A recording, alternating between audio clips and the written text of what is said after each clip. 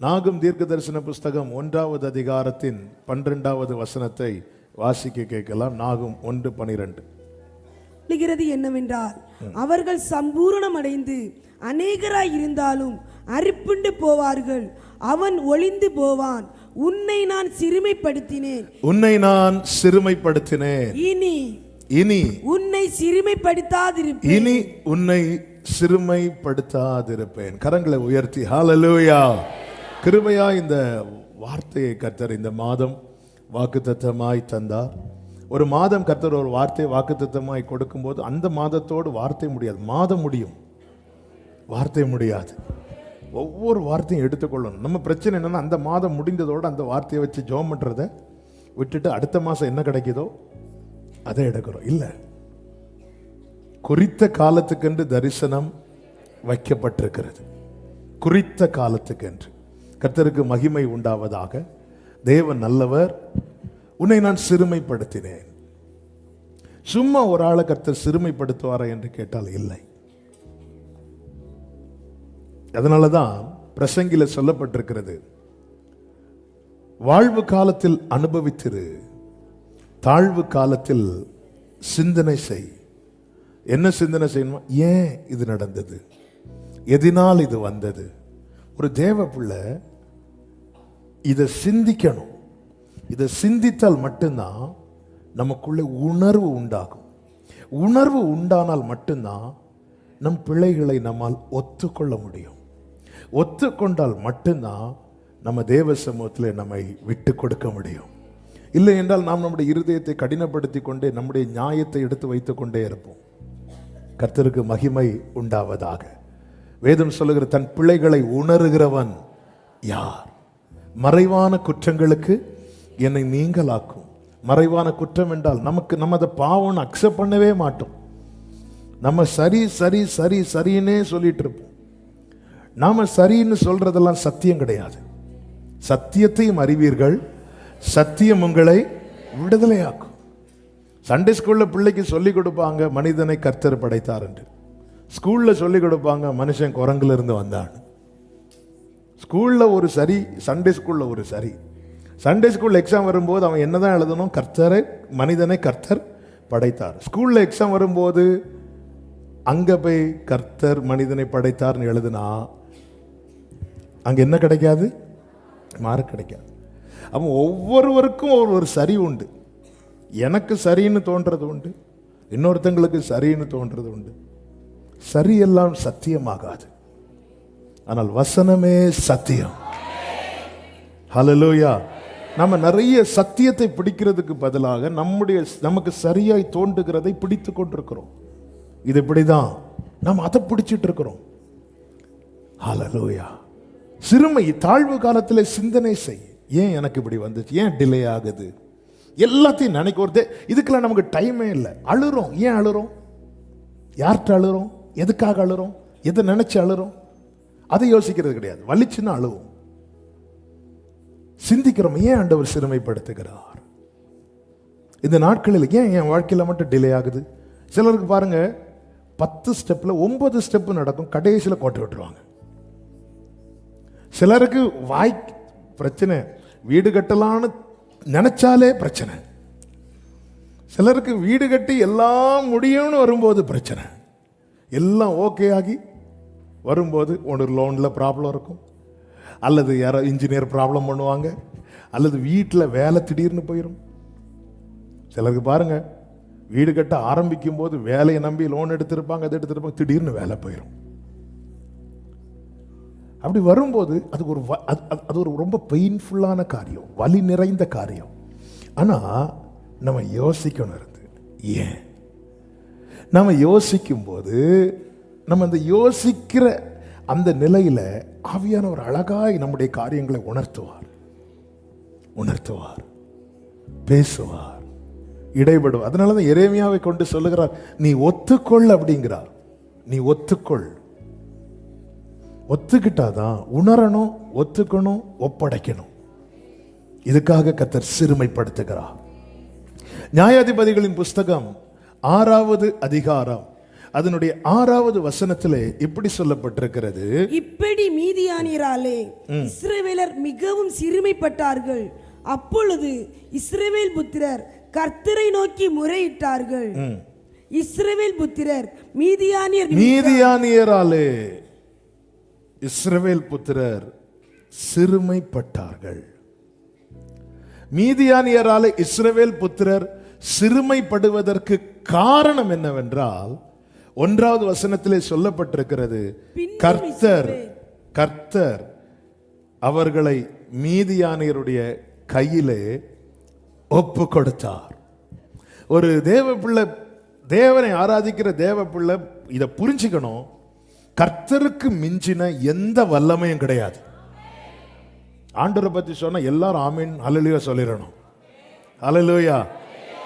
தேவன் அறியாமலும் தேவன் அனுமதிக்காமலும்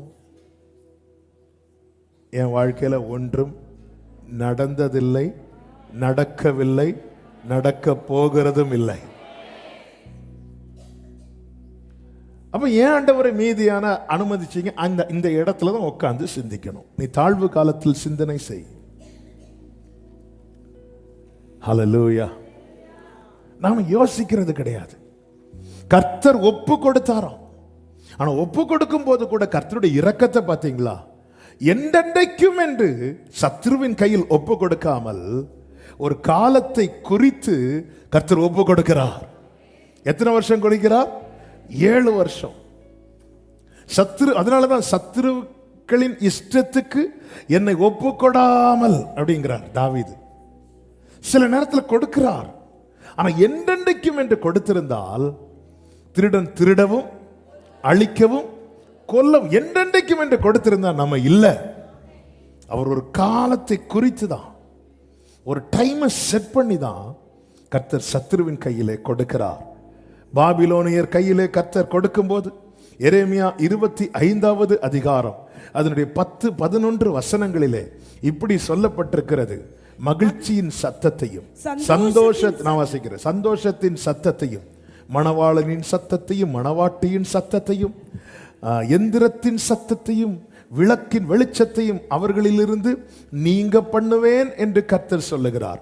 11 சொல்லப்பட்டிருக்கிறது, இந்த தேசமெல்லாம் வனாந்தரமும் பாழுமாகும், இந்த ஜாதிகளோ 70 வருஷமாக பாபிலோன் ராஜாவை, ஒரு புறம் அவ்வளவு கோபம் இருக்கிறது, இன்னொரு புறம் அவருடைய தயவு அவரை சும்மா இருக்கவே விடல. அதனால என்றென்றைக்கும் என்று கொடுக்கவில்லை. என்றென்றைக்கும் என்று தேவன் சத்துருவின் கையில கொடுக்க மாட்டார். இந்த ஜனங்களுக்கு எவ்வளவோ பேசியும் எவ்வளவோ சொல்லியும் தங்கள் இருதயத்தை கடினப்படுத்தி தேவனுக்கு பிரியமில்லாத, தேவனால் கொஞ்சமும் ஏற்றுக்கொள்ள முடியாத காரியத்தில் அவர்கள் துணிந்து நின்று கொண்டிருந்தபடியினாலே கர்த்தர் ஒப்பு கொடுத்தார். ஆனால் ஒப்பு கொடுத்ததும் அவருடைய முழு கோபத்தின் அடிப்படையில் அல்ல. அப்படி இருந்திருந்தால் ஒரு நிமிடத்திலே அவர்கள் பாழாயிருந்திருப்பார்கள்.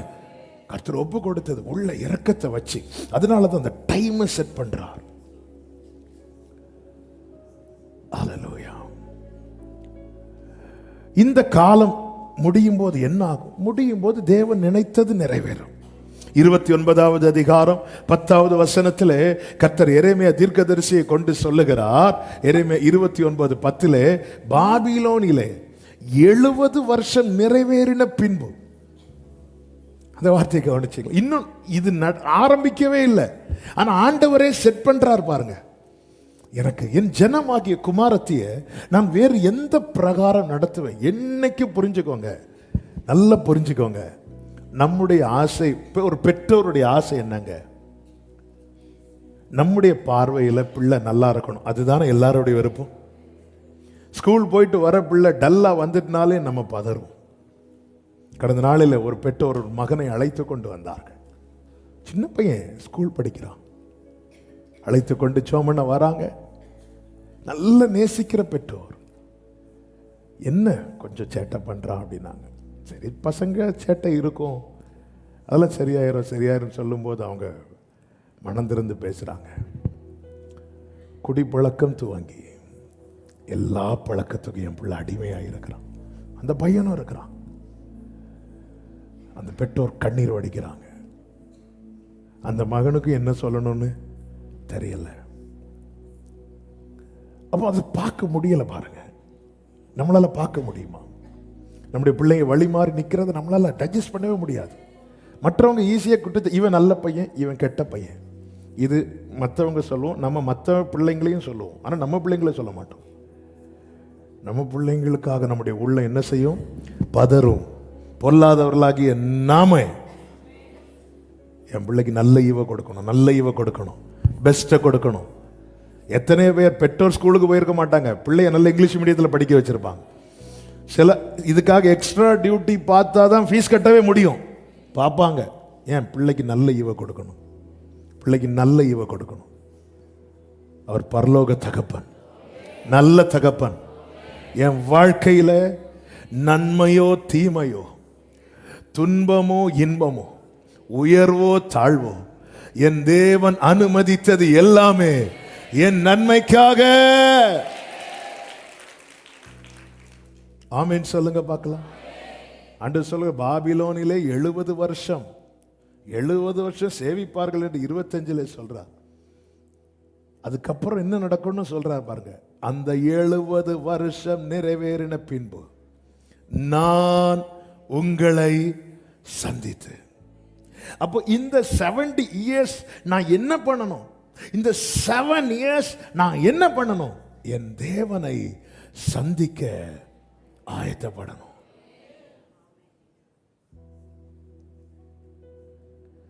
இந்த 70 வருஷம் என்ன பண்ணணும்? ஆண்டவர் இந்த சிறுமைப்படுத்தின நாட்களுக்குன்னு ஒரு எண்டு வச்சிருக்கிறார். அது நம்முடைய எண்டு அல்ல, அந்த நாட்களுக்கான எண்டு. என் கண்ணீரின் பள்ளத்தாக்கில் என்னுடைய முடிவை கர்த்தர் எழுதவில்லை, அந்த கண்ணீரின் பள்ளத்தாக்கின் முடிவை எழுதி வைத்திருக்கிறார். நான் உங்களை சந்தித்து உங்களை இவ்விடத்திற்கு திரும்பி வர பண்ணும்படி, அடுத்த வார்த்தையை பாருங்கள், உங்கள் மேல் என் நல் வார்த்தையை நிறைவேற பண்ணுவேன் என்று கர்த்தர் சொல்லுகிறார். இனி 11வது வசனத்தை வாசிங்க.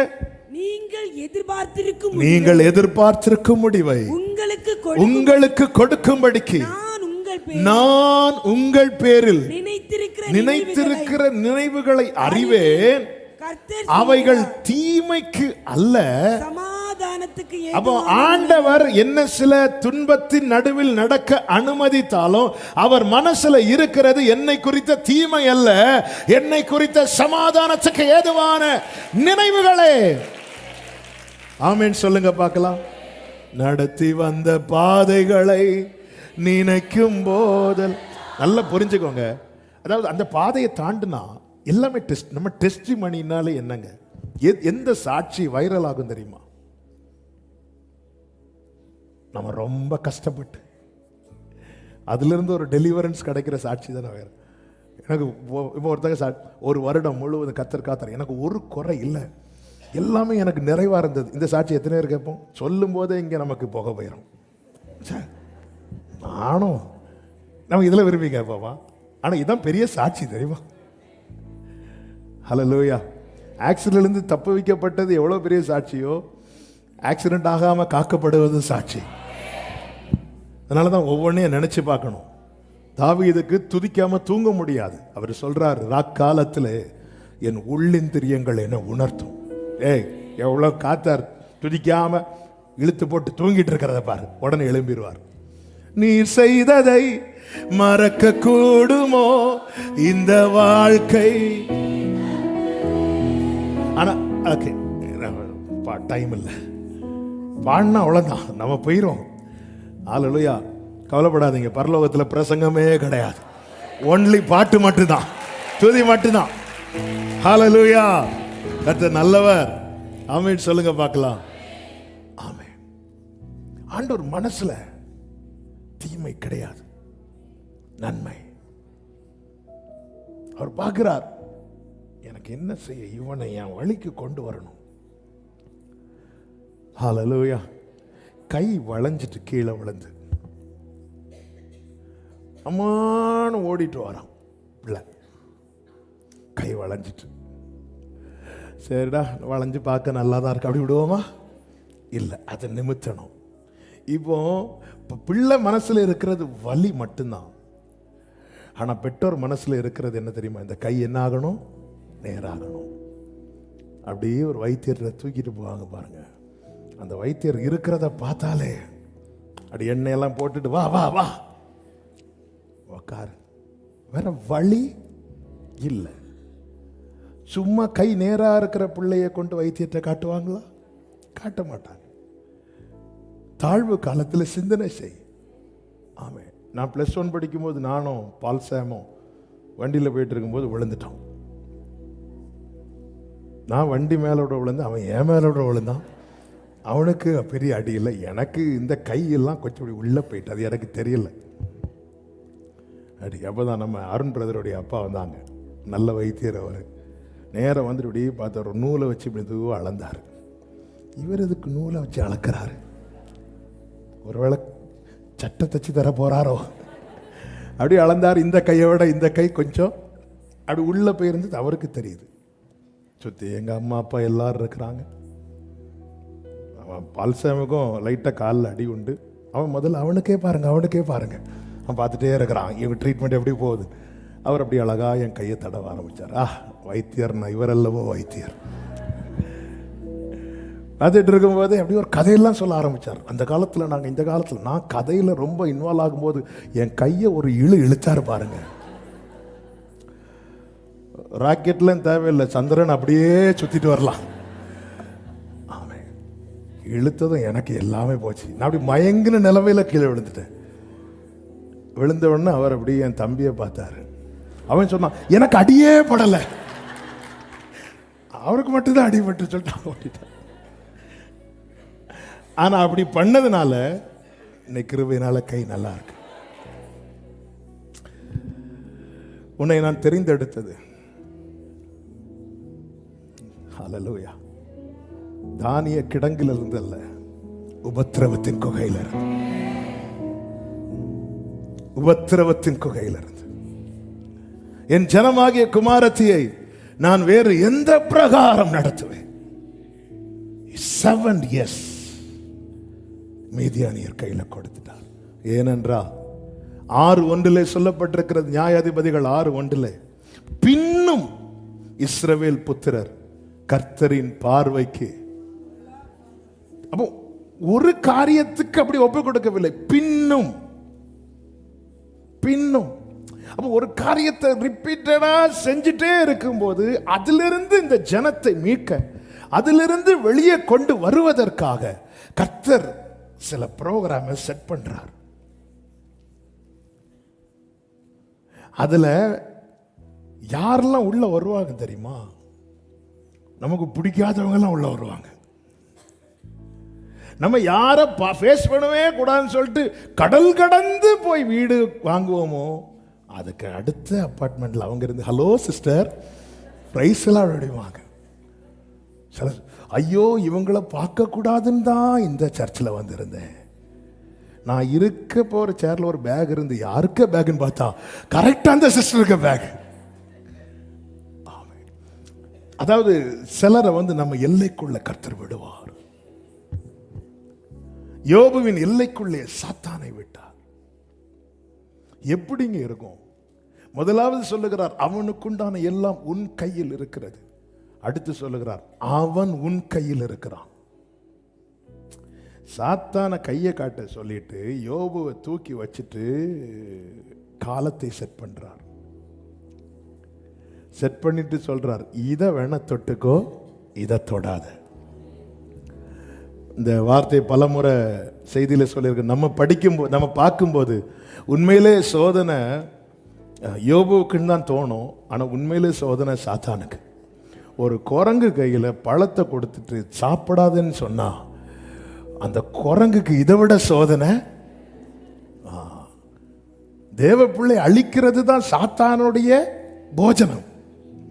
ஆனா அவன் கையில கொடுத்துட்டு ஜீவனை தொற்றாதேங்கிறார். டைமை செட் பண்றார். 1வது அதிகாரத்தில் சாத்தான் இருந்தான், 2வது அதிகாரத்தில் சாத்தான் இருந்தான், 1வது அதிகாரத்துல கர்த்தர் உண்டு, யோபு உண்டு, சாத்தான் உண்டு. 2வது அதிகாரத்துல கர்த்தர் உண்டு, யோபு உண்டு, சாத்தான் உண்டு. ஆனா 42வது அதிகாரத்துல கர்த்தர் உண்டு, யோபு உண்டு. யாரு இல்ல தெரியுமா? உன்னோடு போராடினவர்களை.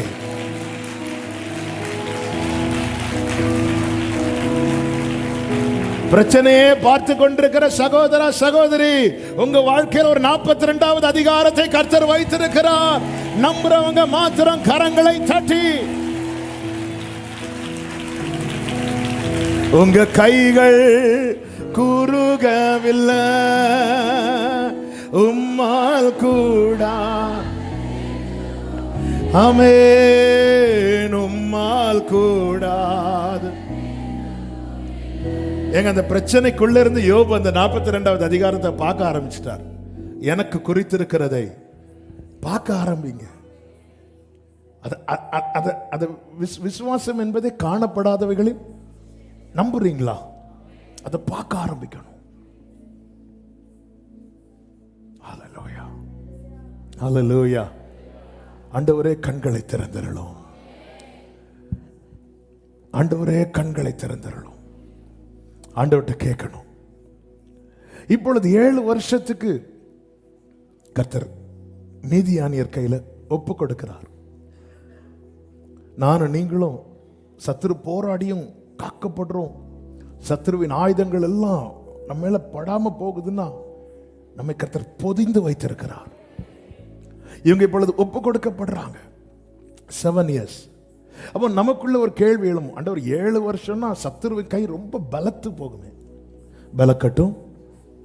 கர்த்தருடைய பிரசன்னத்தினாலே பர்வதங்கள் எல்லாம் மெழுகு போல உருகும். அதனாலதான் ஆண்டவர் சொல்லுகிறார், அந்த 70 வருடம் நிறைவேறின பின்பு நான் உங்களை சந்திப்பேன். என் சிறுமையை மாற்ற, என் நுகத்தடியை மாற்ற என்னை தேவன் சந்திப்பார். யோபுவை சந்தித்தார். யோபு சொல்லுகிறார், என் காதினால் நான் உம்மை குறித்து கேள்விப்பட்டேன், இப்பொழுதோ என் கண்கள் உம்மை காண்கிறது. அது முதல் யோபுவின் வாழ்க்கை, அவன் இழந்த அனைத்தையுமே இரண்டத்தனையாய் பெற்றுக் கொண்டான். அவனுடைய முன்னிலைமையை பார்க்கிலும் அவனுடைய பின்னிலைமை ஆசீர்வாதமாயிருந்தது. ஆமென் சொல்லுங்க பார்க்கலாம். ஹல்லேலூயா.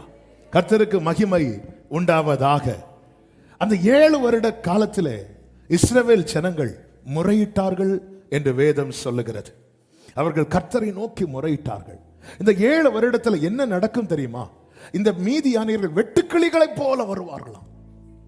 வந்து எல்லாவற்றையும் கெடுத்து போட்டு நஷ்டப்படுத்தி விட்டு போவார்கள். இந்த மீதியானியருடைய வேலையை தான் நம்ம எப்போ விதைக்கிறோமோ அப்போ வருவாங்க. எந்த ஒரு நற்கிரியை செய்ய துவங்குகிறோமோ, ஒரு நல்ல காரியத்தை செய்ய துவங்குகிறோமோ அப்போ வருவாங்க. ஒரு வீடு கட்டுறது கல் போடுவோம், வந்துடுவான் பிரச்சனை பண்றதுக்கு.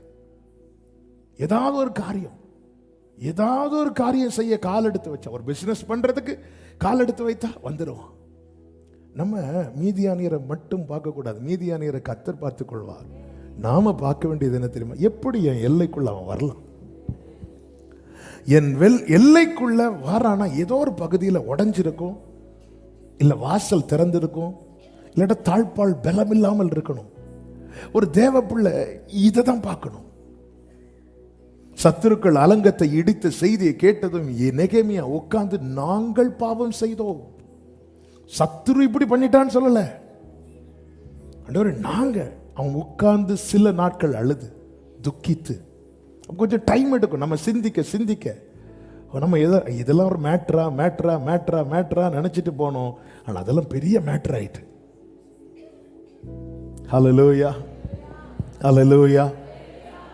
Thank you Lord. ஜாமக்காரன் எப்பொழுது விடியும் என்று காத்து கொண்டிருப்பான், திருடனோ எப்பொழுது இருட்டாகும் என்று காத்து கொண்டிருப்பான். என்னுடைய வாழ்க்கையில எங்கேயாவது ஒரு பகுதியில் ஒளி மங்குதுன்னா அந்த இடத்துல திருடனுக்கு பிரகாசம் உண்டாயிட்டுன்னு அர்த்தம். அப்பாடா எல்லாரும் தூங்கியாச்சு. கர்த்தருக்கு மகிமை உண்டாவதாக.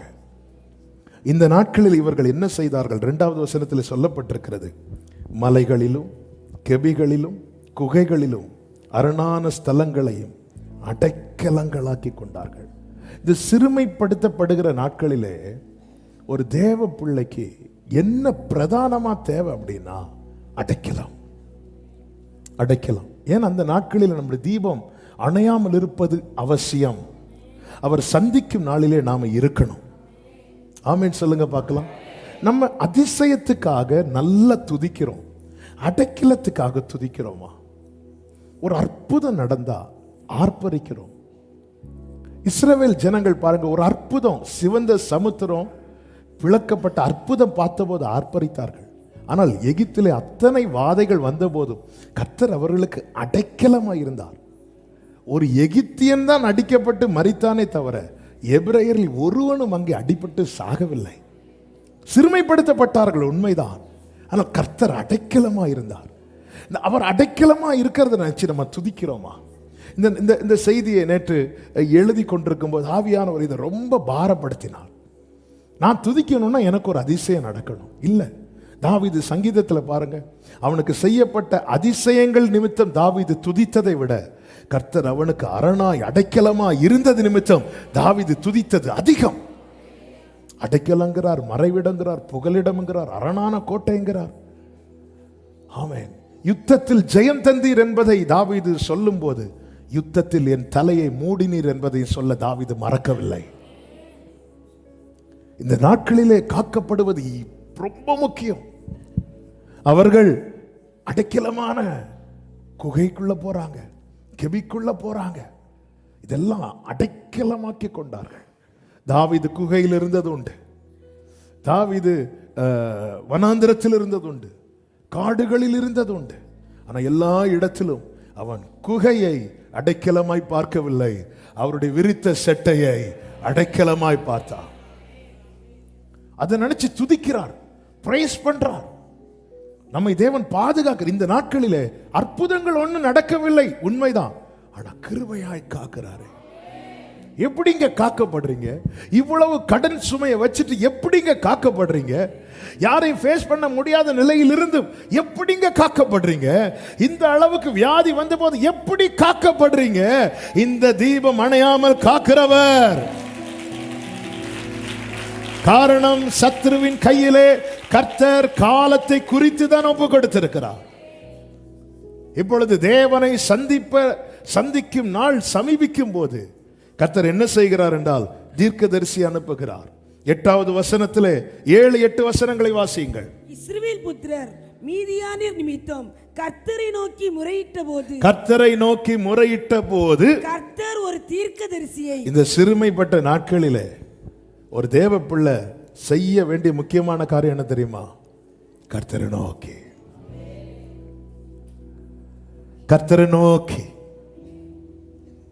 இஸ்ரவேல் ஜனங்கள் எகிப்திலே கர்த்தரை நோக்கி முறையிட்டு கொண்டிருந்தார்கள் என்று சொல்லப்பட்டிருக்கிறது. ஆனா நம்ம பிரச்சனை என்ன பண்ணுவோம் அப்படின்னா, பிரச்சனையில தான் தேடுறதுக்கு சோர்ந்து போயிருவோம்.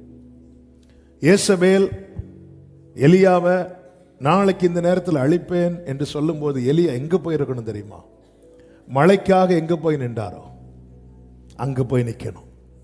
நிக்கல, சோர்ந்துட்டார். ஆபத்து காலத்தில் சோர்ந்து போவோமானால் நம்முடைய பலன் குறுகி போயிட்டு ஆண்டவர் தட்டி எழுப்பி சொல்ற, உனக்கு இங்க என்ன வேலை? போ. எங்க போகணும்? கர்த்தருடைய பர்வதத்துல வா, வந்து நில்லு. கர்த்தருடைய பர்வதத்துல நிக்கணும். ஆமென். வாழ்க்கையில சில சிறுமைப்படுத்தப்பட்ட நிலையில இந்த மாதம் முழுவதும் கர்த்தர் இந்த வார்த்தையை கொண்டு பேசி வருகிறார். ஒன்றை இயேசுவின் நாமத்தில் உங்களுக்கு ஒரு நற்செய்தியை சொல்லிவிட்டு சொல்லுகிறேன். கர்த்தர் இது என்னைக்கு முடியுங்கிற நாளை ஏற்கனவே குறித்து வைத்து விட்டார். அந்த நாளிலே உங்கள் பேரில் கர்த்தர் சொன்ன நல் வார்த்தைகள் ஒவ்வொன்றையும் நிறைவேற்றுவார். இப்பொழுது கர்த்தரை நோக்கி முறையிடுகிறார்கள். கர்த்தர் ஒரு தீர்க்கதரிசி அவர்களிடத்தில் அனுப்பினார். அவன் என்ன செய்கிறான்னா உணர்த்துகிறார். எகிப்தியர் கையினின்று உங்களை ஒடுக்கின யாவருடைய கையினின்று உங்களை இரட்சித்து அவர்கள் தேசத்தை உங்களுக்கு கொடுத்து, நான் உங்கள் தேவனாகிய கர்த்தர் என்றும் நீங்கள் குடியிருக்கும் தேசத்தில் உள்ள எமோரியருடைய தேவர்களை பயப்படாதீர்கள் என்று உங்களுக்கு சொன்னேன். நீங்களோ என் சொல்லை. இப்ப இந்த உணர்த்தப்படுறாங்க. உணர்வுள்ளவனை தான் கர்த்தர் சந்திப்பார். அப்போ இந்த இடத்து நம்ம என்ன கேட்போம் தெரியுமா? அந்த சிறுமைப்பட்ட நாட்கள்ல கர்த்தர் எப்படிப்பட்ட வார்த்தையை அனுப்புவார்னு நம்ம எதிர்பார்த்துட்டு இருப்போம். பயப்படாதே, உனக்கு நான் அதை செய்வேன். அதெல்லாம் செய்யறதுக்காக கர்த்தர் என்ன செய்யறாருன்னா உணர்வுக்குள்ள கொண்டு வரார். உணர்வுக்குள்ள கொண்டு வரார். கொண்டு வந்து நல்லா புரிஞ்சுக்கோ, இந்த நாட்களிலே கர்த்தருடைய ஆலோசனை, கர்த்தருடைய வார்த்தை நம்முடைய இருதயத்தை குத்துறது மாதிரி இருக்கும்னா நம்ம அதுக்கு செவி கொடுக்கணும். சிதேக்கியா எவ்வளோ கர்த்தர் கிருபை பாராட்டியும் அவன் கர்த்தருக்கு கோபத்தின் மேல கோபத்தை மூட்டிக் கொண்டிருக்க 2 நாளாக 36வது அதிகாரம் 15, 16 வசனங்கள்ல நீங்க கவனிச்சீங்கன்னா தெரியும், அநேக தீர்க்கதரிசிகளை கர்த்தர் அனுப்புவார். ஆனா அவங்க என்ன பண்ணாங்களாம்? பரியாசம் பண்ணி அசட்டை பண்ணாங்களாம். அதனுடைய 16வது வசனத்திலே சொல்லப்பட்டிருக்கிறது, ஆனாலும் அவர்கள் தேவனுடைய ஸ்தானாபதிகளை பரியாசம் பண்ணி அவருடைய வார்த்தைகளை அசட்டை பண்ணி அவருடைய தீர்க்கதரிசிகளை நிந்தித்தபடியால் கர்த்தருடைய உக்கிரம் அவருடைய ஜனத்தின் மேல் மூண்டது, சகாயம் இல்லாமல் போயிற்று. There was no remedy. எந்த உதவியும் இல்லாம போயிற்று. இந்த நாட்களிலே நிறைய பேர் சிலருக்காகலாம் ஜெபம் பண்ணும்போது தாழ்மையா சொல்லுகிறேன், கர்த்தர் உணர்த்துகிற காரியத்தில் ஒன்று என்னன்னா, அவங்க இன்னும் ஒத்துக்காம அவங்க நியாயத்தையே பிடிச்சிட்டு இருக்கிறாங்க. இன்னும் ஒத்துக்காம.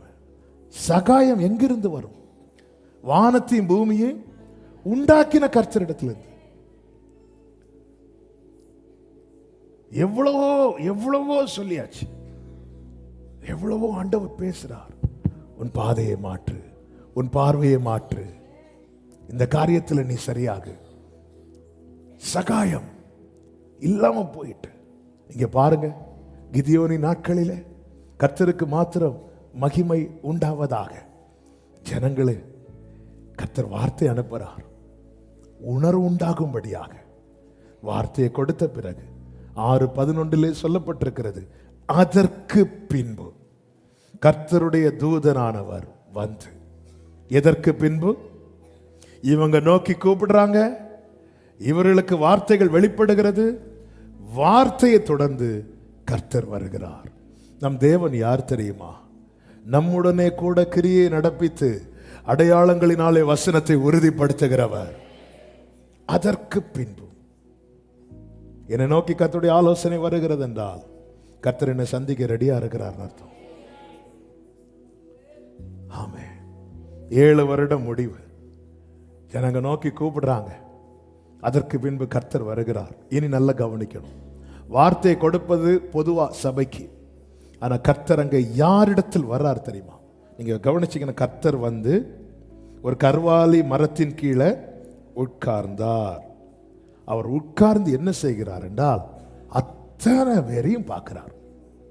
அத்தனை பேர், யார் யாருக்கெல்லாம் வார்த்தை கொடுக்கப்பட்டதோ அத்தனை பேரையும் பார்க்கிறார். பார்த்து விட்டு 12வது வசனத்துல கர்த்தருடைய தூதனானவர் கிதியோனுக்கு தரிசனமாகிறார். என்ன ஆண்டவரே, வார்த்தை எல்லாருக்கும் தானே கொடுத்தீங்க, அப்ப எல்லாருக்கும் நீர் உம்மை வெளிப்படுத்தி இருக்க வேண்டுமே, எல்லாருக்கும் ஏதாவது செஞ்சிருக்கணுமே. ஆனா எல்லாருக்கும் நீர் உம்மை வெளிப்படுத்தாமல் கிதியோனுக்கு மட்டும் உம்மை வெளிப்படுத்துவதற்கான காரணம் என்ன? எல்லாருக்கும் தான் கர்த்தர் பேசுறார். வாக்குத்தத்தமாகட்டும், ஆலோசனை ஆகட்டும், எல்லாருக்கும் தான் கர்த்தர் சொல்லுகிறார். ஆனா கர்த்தர் எல்லாருக்கும் தம்மை வெளிப்படுத்துகிறாரா?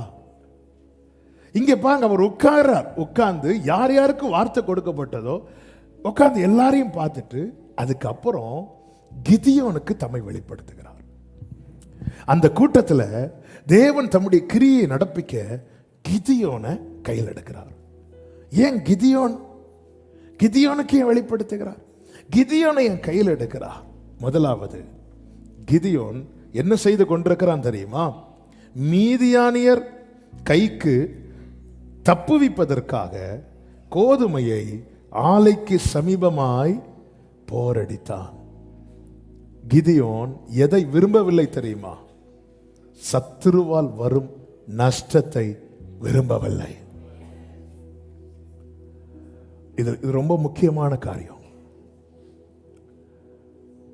இஸ்ரவேல் ஜனங்கள் எகிப்தின் வேதனையை தான் வெறுத்தாங்களே தவிர எகிப்தை வெறுக்கல. இந்த மீதியானியர் வந்துட்டு நஷ்டப்படுத்தாம போயிட்டு இருந்தா யாருக்கும் ஒண்ணுமே இல்லை. அவங்க வரட்டும் போட்டோம்.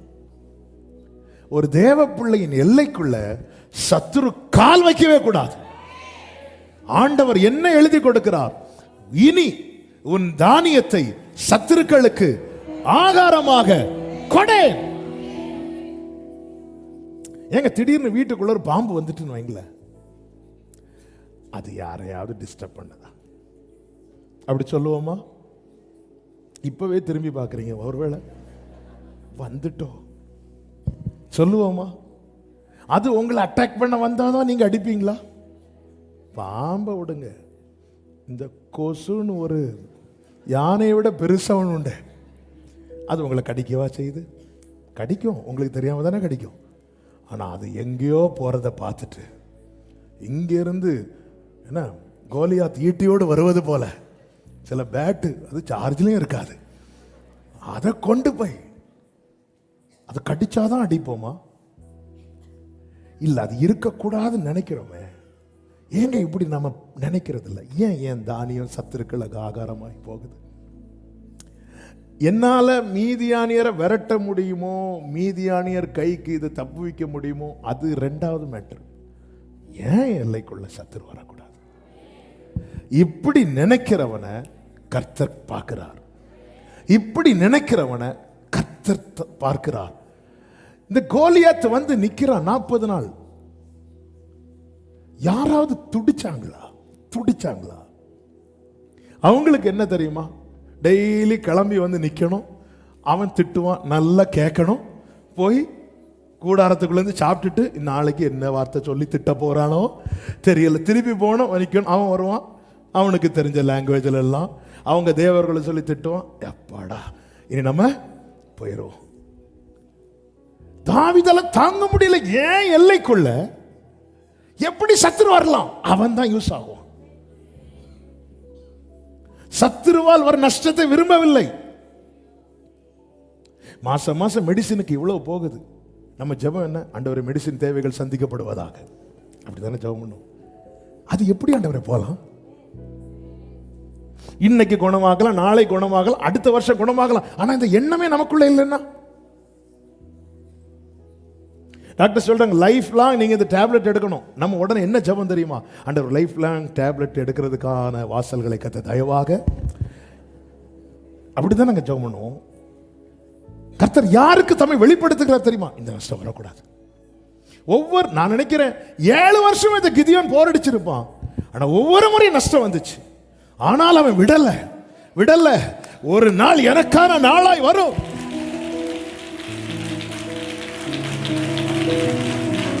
நீதிமான் 7 தரம் விழுந்தாலும்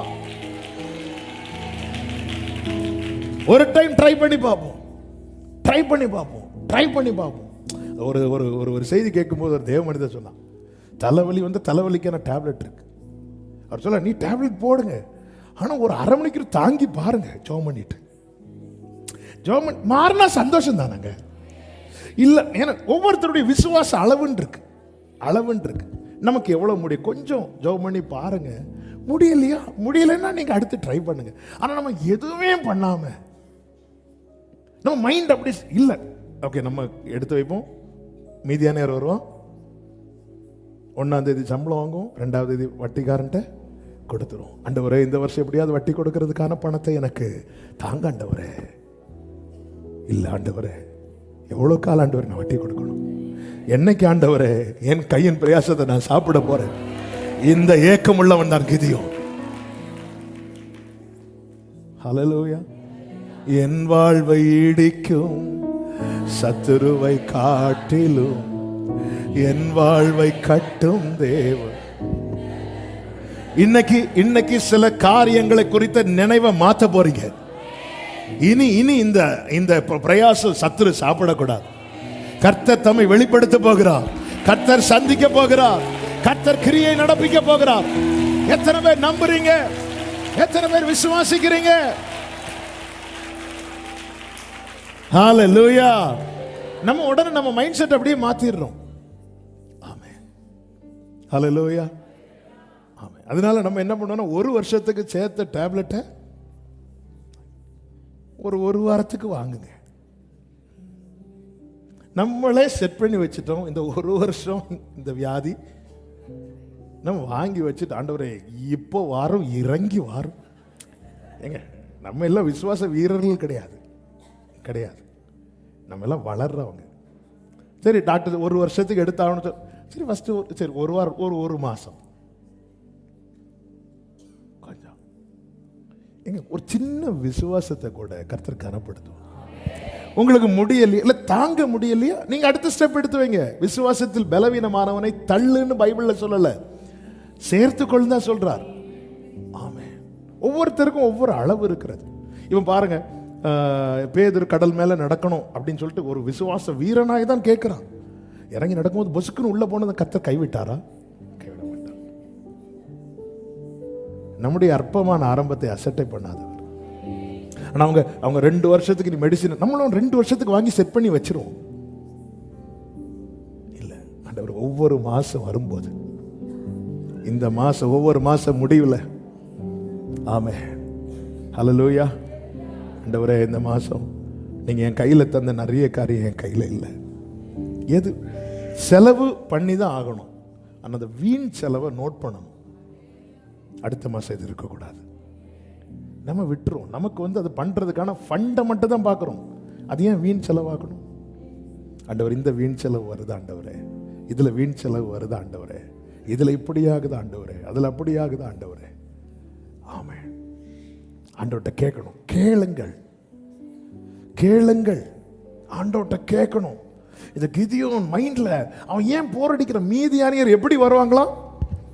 வெட்டுக்கிளிகளை போல, வரதும் தெரியாது போறதும் தெரியாது, சர்ற வந்துருவாங்க, எல்லாத்தையும் நஷ்டப்படுத்திட்டு போயிடுவாங்க. அதாவது அவங்கள்ட்ட ரிக்வெஸ்ட் பண்றதுக்கு கூட டைம் கொடுக்க மாட்டாங்க. அதான் வெட்டுக்கிளிகளை போல. அல்ல, கர்த்தர் சந்திக்கும் நாளில் என்ன உண்டாகும் தெரியுமா? வெட்டுக்கிளிகள் பட்சித்த வருஷத்தின் பலனை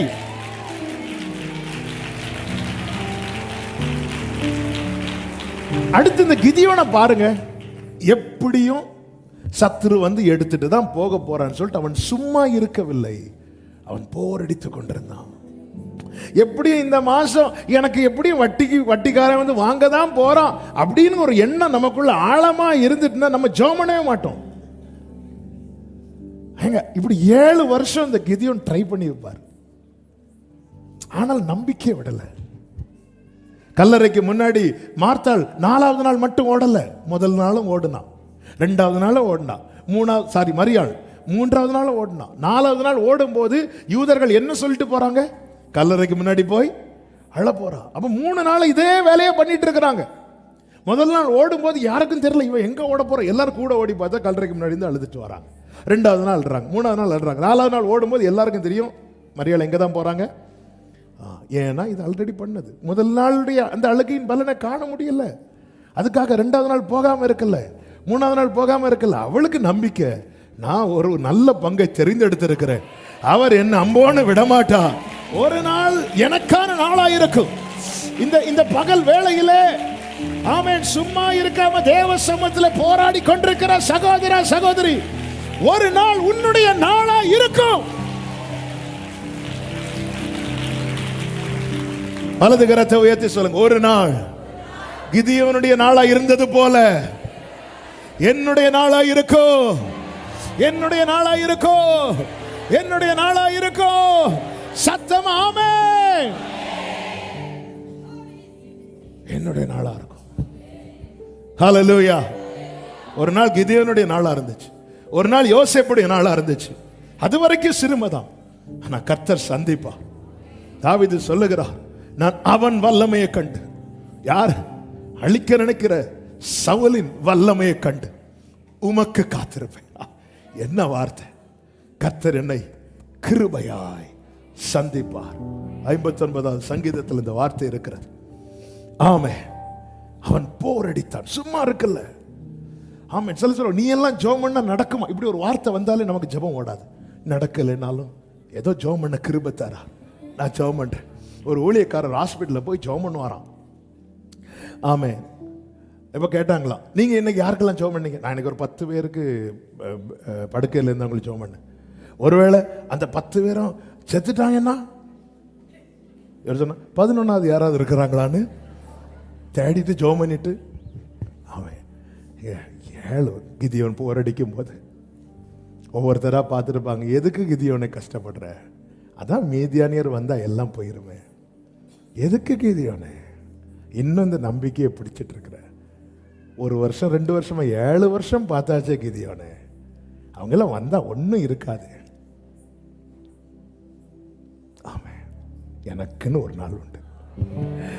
தேவன் வெறுக்கிற சத்துருவுக்கே ஒரு நாளை குறித்திருப்பார்னா, தேவன் மிகவும் நேசிக்கிற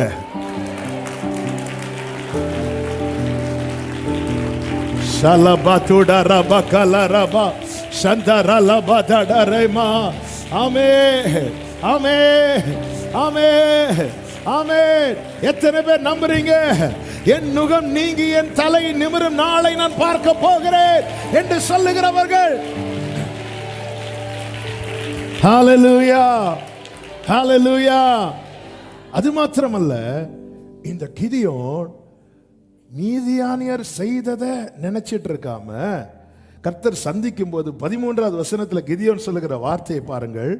அப்பொழுது கிதியோன் அவரை நோக்கி, என் ஆண்டவனே, கர்த்தர் எங்களோட இருந்தார், இவையெல்லாம் எங்களுக்கு நேரிடுவானேன். கர்த்தர் எங்களை எகிப்திலிருந்து கொண்டு வரவில்லையா என்று எங்கள் பிதாக்கள் எங்களுக்கு விவரித்து சொன்ன அவருடைய அற்புதங்கள் எல்லாம் எங்கே? இப்பொழுது கர்த்தர் எங்களை கைவிட்டு மீதியானியர் கையில் எங்களை கர்த்தர் எங்களை எகிப்திலிருந்து கொண்டு வரவில்லையோ என்று எங்கள் பிதாக்கள் எங்களுக்கு விவரித்து சொன்ன. அப்ப கிதியோன் இன்னும் முயற்சி எடுக்க காரணம் என்ன தெரியுமா? கிதியோன் மனசுல என்ன இருக்கு தெரியுமா? பூர்வ நாட்களிலே கர்த்தர் செய்த செயல்கள் இருந்தது. நான் இன்னும் ஜெபிக்கணும்னா கர்த்தர் செய்தவைகளை நினைக்கணும். சங்கீதம் 77 சங்கீதக்காரன் இப்படி ஆரம்பத்திலே சொல்லுகிறார். 5 முதல் நீங்க பாத்தீங்கன்னா, நான் வாசிக்கிறேன்.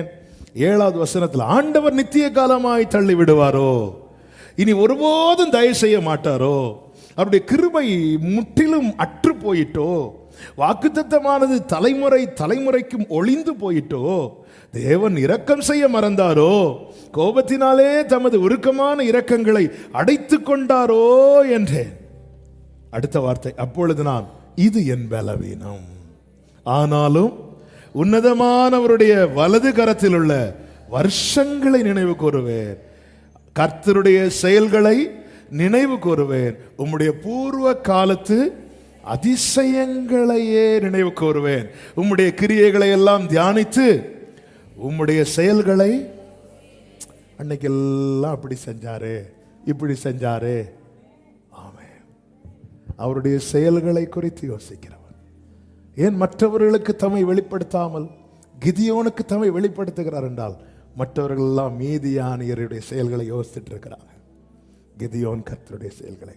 ஒரு காரியம் கிதியோனுக்கு தெரிஞ்சிட்டு, அவர் இருந்தா மீதியானியர் வெட்டுக்கிளி போல வந்தாலும் சரி, பச்சை புழுக்களை போல வந்தாலும் சரி, முசுக்கட்டை பூச்சிகளை போல வந்தாலும் சரி, அவர் இருந்தா இது நடக்காது. ஆமென். சத்துருவை அவரிலும் பலவானாய் கிதியோன் பார்க்கவில்லை. இன்னைக்கு சத்துரு கை ஓங்க காரணம் என்ன? அவர் இல்லை. ஹல்லேலூயா. ஆமென். இன்னைக்கு ரன்னிங் ரேஸ், எனக்கு ஃபர்ஸ்ட் கிடைச்சிட்டு, எப்படி உனக்கு ஃபர்ஸ்ட் கிடைச்சு? நான் மட்டும்தான் ஓடுனேன். அப்படிதான் சத்ருவின் கதை. ஆமென். சத்ரு எப்படி இப்படி அவனால மேற்கொள்ள முடிஞ்சதுன்னா அவர் இல்லை. இவ்வளவு 7 வருஷம் நஷ்டத்தின் மேல நஷ்டம், கஷ்டத்தின் மேல கஷ்டம், பிரச்சனை மேல பிரச்சனை இருந்தும் கிதியோன் ஒருபோதும் சத்துருவை கர்த்தரை விட பெருசா பார்க்கல. சத்துரு இவ்வளவு வாலாட்ட காரணம் என்ன? அவர் இல்லை. அவர் இருக்கும்போது வந்து பாரு.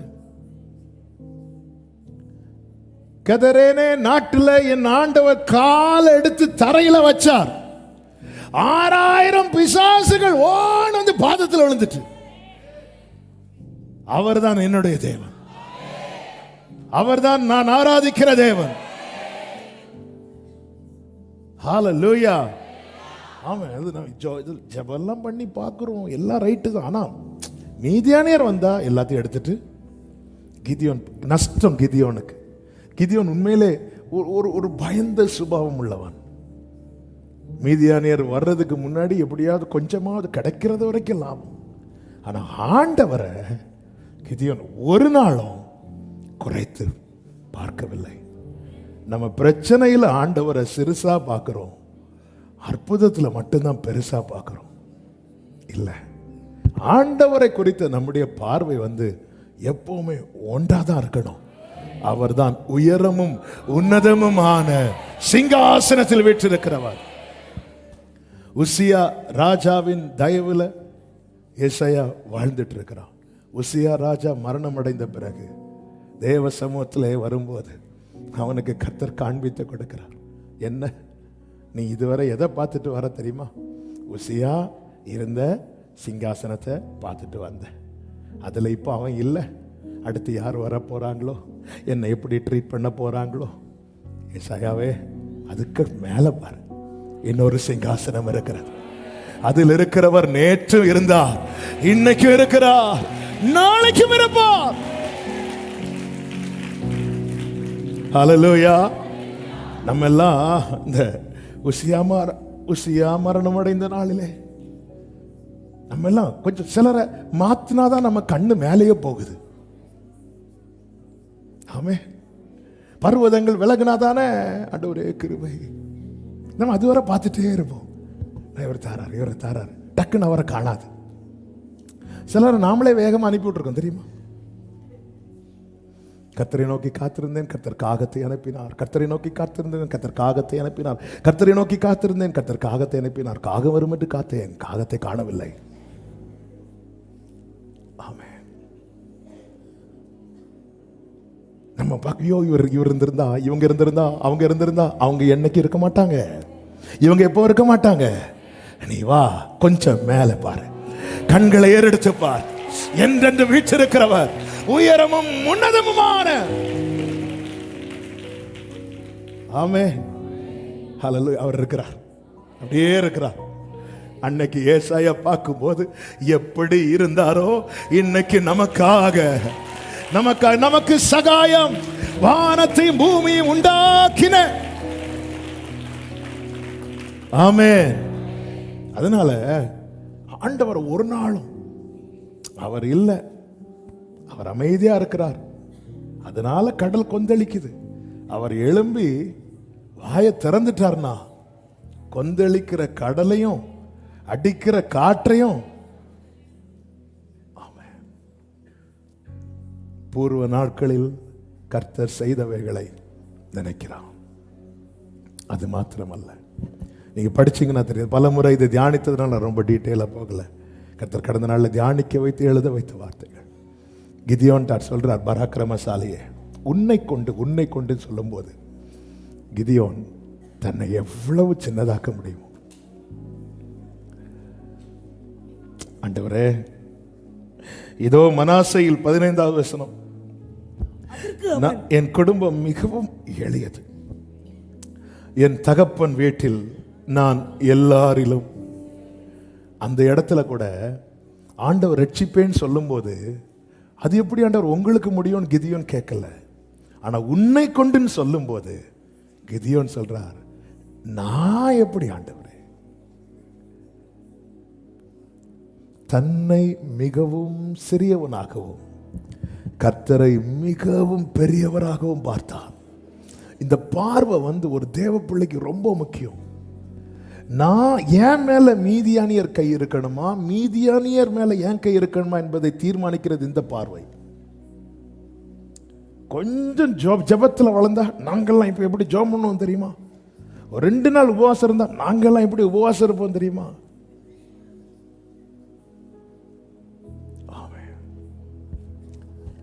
ஹல்லேலூயா.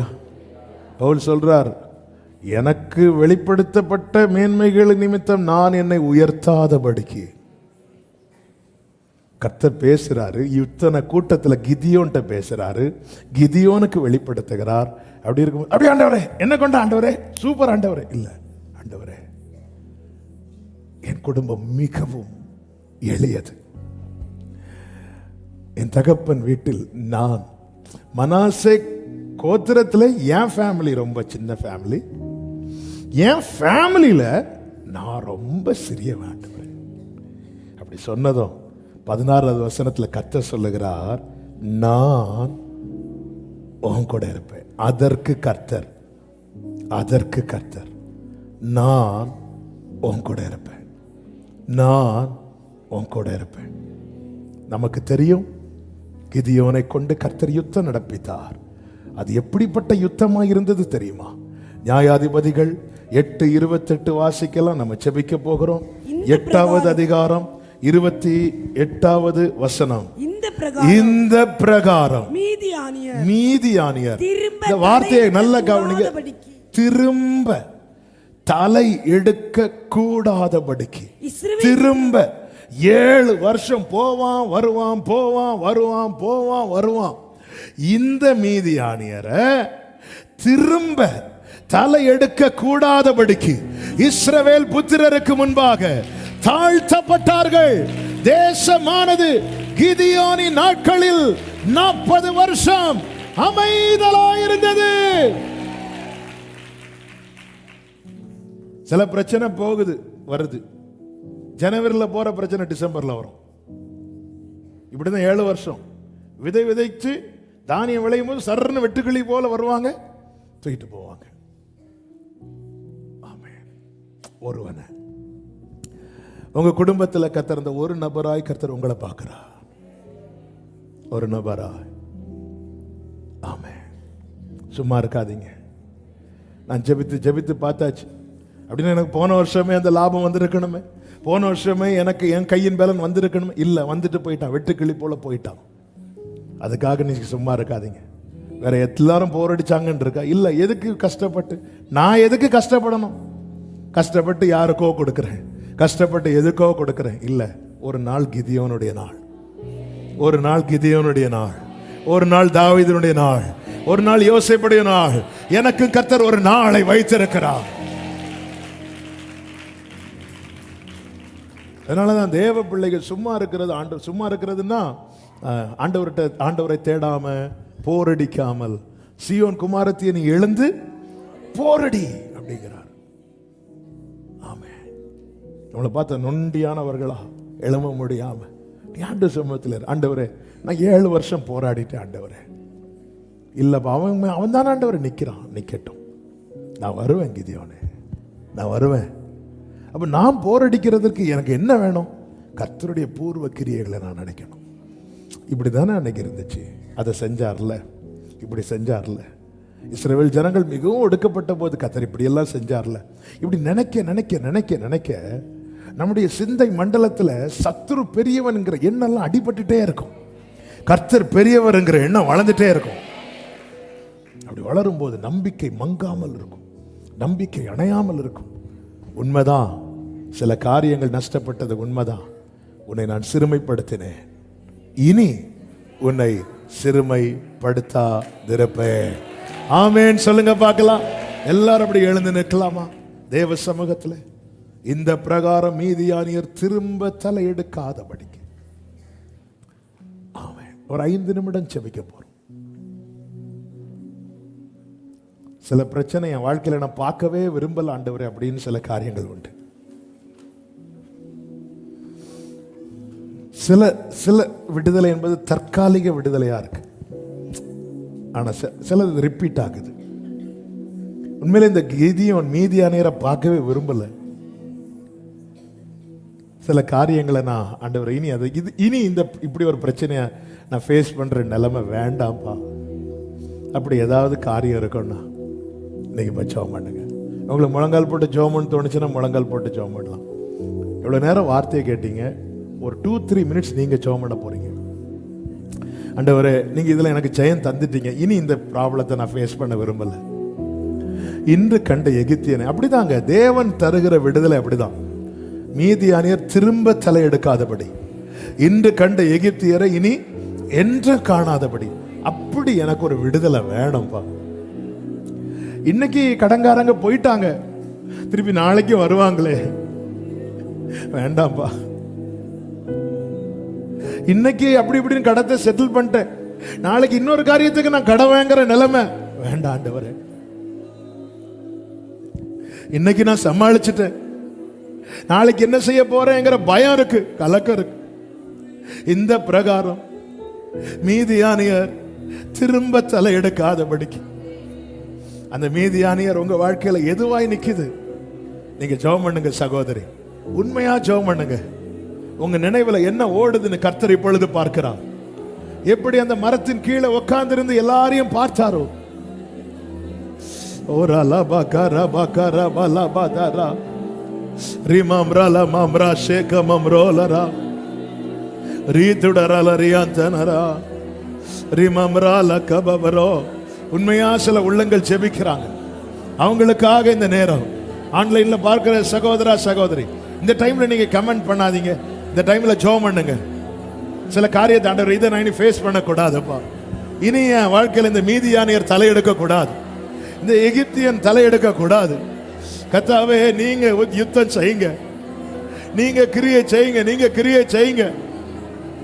கிதியோன் அந்த ஒருவனை கொண்டு செஞ்சீங்க. ராலா பகர மகரல ரதடரா ரிமா மரா மரா. இனி ஒரு வெறுமை வேண்டாம், இனி ஒரு ஏமாற்றம் வேண்டாம், இனி ஒரு தடுமாற்றம் வேண்டாம். ஒரு வரல பகர மரல தொடரபா. ஜெபம் பண்ணுங்க, ஜெபம் பண்ணுங்க. தேவ பிரசன்னம் இந்த இடத்தை அப்படியே சூழ்ந்து கொண்டு இருக்கிறது. தேவ பிரசன்னம் அப்படியே சூழ்ந்து இருக்கிறது. ரீலமரோ துடரபா சந்தனரா கராலரா தரா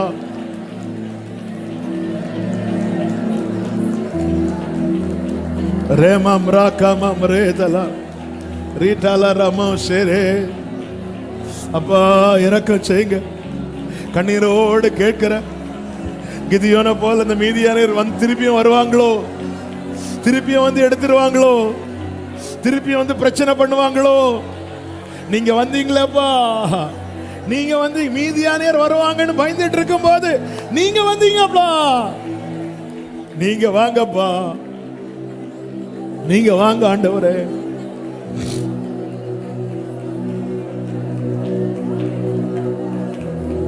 Jesus, Jesus.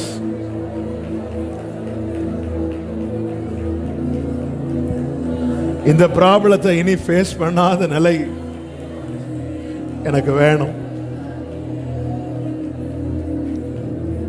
நான் உங்களுக்காக செபிக்க விரும்புகிறேன். சில காரியத்தை நாங்கள் குடும்பமா வருஷம் வருஷம் சந்திச்சிட்டு இருக்கிறோம், மாசம் மாசம் சந்திச்சிட்டு இருக்கிறோம். அது திரும்ப தலை எடுக்காதபடிக்கு என் வாழ்க்கையில் ஒரு ஜெயம் வேணும்.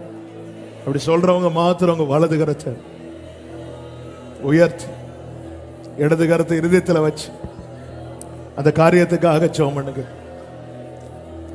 நான் மாசம் மாசம் இது சந்திக்கிறேன், வருஷா வருஷம் இது சந்திக்கிறேன். ஜெபம் பண்ணுங்க, நல்லா ஜெபம் பண்ணுங்க. ஆண்டவர் சமூகத்தில் இப்ப அவங்க கண்ணீரெல்லாம் ஊற்றுங்க. கர்த்தர் பார்க்கிறா. கிதியோனுக்குள்ள அந்த எண்ணம் இருந்துச்சு, மீதியானியருக்கு இது போயிடக்கூடாது, மீதியானியர் வந்து எடுத்துடக்கூடாது, கெடுத்துடக்கூடாது. கர்த்தர் வந்தா, கர்த்தரால கூடு சகோதரி, கர்த்தரால கூடு சகோதரா. நான் எவ்ரி மந்த் இந்த ப்ராப்ளம் ஃபேஸ் பண்றேன், நான் எவ்ரி இயர் இதை ஃபேஸ் பண்றேன். இயேசுவே, சில நிந்தை சொற்களை நான் திரும்ப திரும்ப கேட்டுட்டு இருக்கிறேன். என்ன இன்னும் உனக்கு வாய்க்கப்படலையா, இன்னும் உனக்கு கிடைக்கலையா? ஓ, சில நிந்தை சொற்களை நான் திரும்ப திரும்ப கேட்டுட்டு இருக்கிறேன். கர்த்தர் வருவா. ஒரு அலமக்கரா கொந்தளிப்போ எரிகிற அக்னி சூளையோ வனாந்தரமோ தனிமையோ, கர்த்தர் வருவார், உன்னை சந்திக்க வருவார். உன் நிலைமையை மாற்ற வருவார். மீதியானியர் திரும்ப தலை எடுக்காதபடி உன்னோடு இருந்து உனக்கு ஒரு பெரிய ரட்சிப்பை, பெரிய ரட்சிப்பை.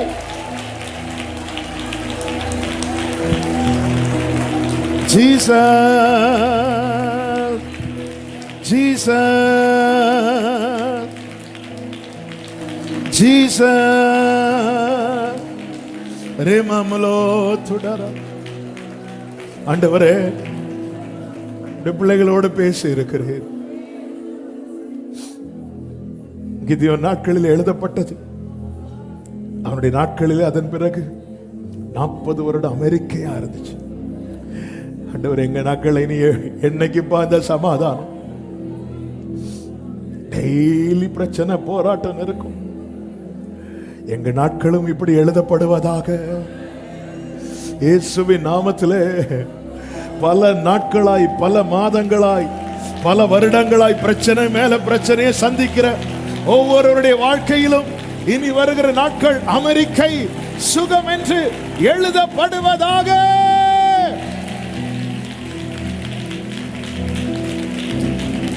இயேசுவின் அதிகாரமுள்ள உயிர்த்தெழுந்த வல்லமையுள்ள நாமத்தினாலே ஜெபிக்கிறேன். கர்த்தர் அப்படியே செய்யும். ஒவ்வொருவரையும் சமாதானத்தோடு அனுப்பி சாட்சியாய் கொண்டு வரும். எல்லாம் மகிமை, கனம், துதி, ஸ்தோத்திரம் ஒருவருக்கே செலுத்துகிறோம். இரட்சகர் இயேசு கிறிஸ்துவின் நாமத்தில் பிதாவே.